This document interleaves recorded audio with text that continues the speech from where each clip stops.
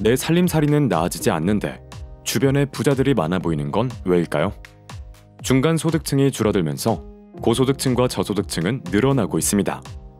이와 함께 잘 사는 사람이 더 잘 살게 되는 소득의 양극화도 점점 심해지고 있죠.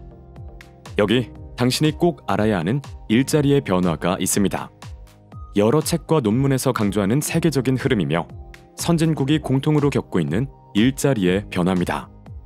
이 영상만큼은 모두 이해해서 내 직업의 미래, 나아가 내 아이의 미래 직업을 고민해 보셨으면 좋겠습니다. 책 3권과 논문 및 보고서 6편을 주로 참고했는데요. 자세한 출처는 영상 설명란에 남기겠습니다. 기술이 크게 필요하지 않은 저숙련 일자리가 늘어나고 있습니다. 전문성이 필요한 고숙련 일자리도 늘어나고 있죠. 그런데 중간 숙련의 일자리는 크게 줄어들고 있습니다. 중간 소득층이 줄어들면서 일자리의 양극화가 일어나고 있는 것입니다. 여기서 고숙련 일자리는 다음을 뜻합니다. 회사의 관리직, 변호사, 회계사, 의사와 같은 전문직, 저널리스트, 경제학자와 같은 준전문직, 공대, 자연대 계열의 직업들, 즉 엔지니어, 컴퓨터 공학자 등. 그리고 중간 숙련자는 다음의 일자리를 뜻합니다. 일반 사무직, 서비스직, 영업직, 생산직. 마지막 저숙련 일자리는 다음과 같죠. 단순 노동직, 단순 조립직, 건물 관리자, 환경 미화원 등.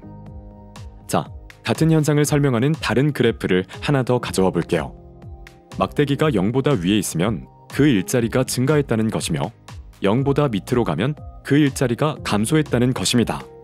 색깔이 진해질수록 최근의 변화를 보여주죠. 돌봄 업무는 전체적으로 증가했으며 최근에 더 증가했네요. 청소, 경비 일자리는 증감이 있다가 최근에 증가하는 추세죠. 고숙련 일자리로 가보죠. 관리직, 전문직, 엔지니어 계열의 직업이 전체적으로 꽤 많이 증가했습니다. 반면 중간 숙련의 일자리, 생산직, 사무직, 영업직은 모두 크게 줄어들고 있습니다. 간혹 언론은 이러한 현상을 보고 중산층이 저소득층으로 추락하고 있다고 보도합니다. 하지만 이는 절반의 팩트만 이야기하는 겁니다. 중산층에서 고소득층으로 올라가는 사람도 많기 때문이죠. 디지털 기술을 잘 활용하고 사업을 하고 전문성을 가진 사람은 소득을 더욱 높여가고 있습니다. 중산층이 고소득층, 저소득층으로 양분되고 있는 거죠. 객관적으로 보면 상황이 그렇게 나쁜 건 아니에요. 구매력을 기준으로 먹고 살기는 점점 좋아지고 있기 때문이에요. 중산층이든 저소득층이든 물가를 반영한 1인당 소득은 지난 20년 동안 증가했어요. 심지어 2019년 우리나라는 처음으로 일본보다 구매력을 앞서기 시작했죠. 하지만 객관적으로 아무리 먹고 살기가 좋아져도 우리는 인간이기에 비교를 통해서 내 가치를 측정합니다. 고소득층이 돈을 끌어모으고 있는 상황에서 중산층을 유지하거나 중산층에서 저소득층으로 이동한 사람들은 내가 가진 것이 부족해 보이죠. 분명 나도 전세로 집을 구하고 아반떼도 구입해서 살림살이가 나아졌는데 옆 친구는 한강뷰의 집을 사고 포르쉐를 몰고 나갑니다. 사람들이 느끼고 있는 건 상대적 빈곤이죠. 다음은 우리나라 상위 10%가 차지하는 소득 비중입니다. 2003년 이후 한 번 크게 증가하더니 지금까지 꾸준히 증가하고 있어요. 현재 상위 10%는 우리나라 전체 소득의 50% 가까이 차지하고 있으며 이는 선진국에서도 높은 편이죠. 상위 10%를 상위 1%, 상위 1에서 5%, 나머지 부분으로 나누어 살펴봅시다. 그래프를 보면 상위 1에서 5%의 비중도 꽤 증가했지만 상위 1%의 비중이 특히 더 높아졌다는 것을 알 수 있습니다. 자, 정리해보죠. 한편으로는 일자리의 양극화가 일어나고 있고 다른 한편으로는 소득의 양극화가 일어나고 있습니다. 양극화가 좋다, 나쁘다 논쟁은 접어두고 왜 이런 현상이 벌어지고 있는지 그 본질을 알아봅시다. 그로부터 지금 우리 개개인이 해야 하는 일, 할 수 있는 일을 살펴볼게요. 논쟁이 아니라 방향을 제시하려는 게 이 영상의 목적입니다. 양극화가 일어나고 있는 이유는 디지털 경제에 적응을 잘한 사람이 있고 잘하지 못한 사람이 있기 때문이죠. 디지털 경제에 적응을 잘한 사람은 디지털 기술을 활용해 자기 복제가 가능한 상품을 만들어요. 인터넷을 활용해 상품을 팔아 큰 소득을 올리죠. 관련 분야의 직업도 큰 인기를 얻고 있습니다. 프로그래머, 데이터 사이언티스트, 인공지능 연구자는 IT 기업에서 어마어마한 연봉을 받고 있죠. 반면 디지털 경제에 적응하지 못한 사람은 기계에 일자리를 빼앗기고 있습니다. 제조업에서 일자리가 줄어들면서도 생산성이 늘고 있는 이유는 자동화가 도입되고 있기 때문이죠. 옛날 농부들은 기계의 일자리를 빼앗겼을 때는 도시로 이동한 뒤 비교적 쉽게 공장에 취직해 일을 할 수 있었어요. 하지만 현재 제조업에서 일하던 분이 갑자기 4차 산업혁명과 관련된 일을 하기는 어렵죠. 문제는 자동화가 이제 시작이라는 것이에요. 인공지능이 발달하면서 점점 더 많은 일자리가 자동화될 위험에 있죠. 다음은 OECD가 2019년에 발표한 자료입니다. 우리나라 직업의 10.4%가 자동화 고위험에 처해 있어요. 자동화 고위험이란 업무 중 70% 이상을 자동화할 수 있다는 의미입니다. 그리고 우리나라 직업의 32.7%가 상당한 자동화 위험에 처해 있습니다. 업무의 50%에서 70%가 자동화할 수 있으면 이를 상당한 자동화 위험이라 부르는데요. 우리나라는 OECD 평균보다 더 높은 수치를 기록하고 있습니다. 앞의 것과 합치면 총 43%의 일자리가 꽤 큰 위험에 처해 있다는 거죠. 여기서 한 가지 이해해야 할 것이 있어요. 몇 년 전까지는 자동화 위험을 이야기할 때 어떤 직업이 사라질 가능성이 몇 %라고 이야기했어요. 예를 들어 텔레마케터가 사라질 가능성은 90%다 식으로요. 하지만 요즘은 그렇게 이야기하지 않아요. 하나의 일자리에는 여러 특성의 업무가 있습니다. 그중 어떤 업무는 대체되고 나머지 업무는 인간이 더 집중해서 맡게 될 거예요.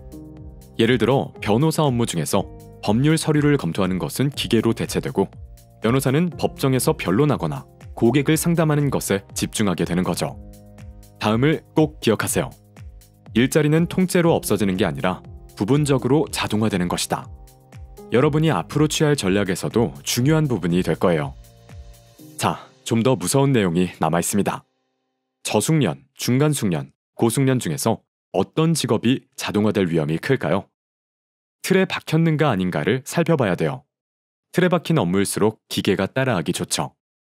고숙련에 해당하는 업무는 틀에 박히지 않고 암묵적 지식으로 이루어진 경우가 많아 아직까지 기계가 대체하기는 어렵습니다.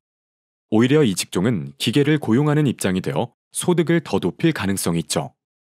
반면 저숙련에 해당하는 업무도 기계가 따라하기 어려워요. 서빙 업무를 예로 들어보죠. 물을 컵에 따르고 컵을 테이블 위에 놓는 작업은 인간에게 있어서는 매우 쉬운 작업이죠. 하지만 기계에게는 무척 어렵습니다. 이를 모라백의 역설이라 부르는데요.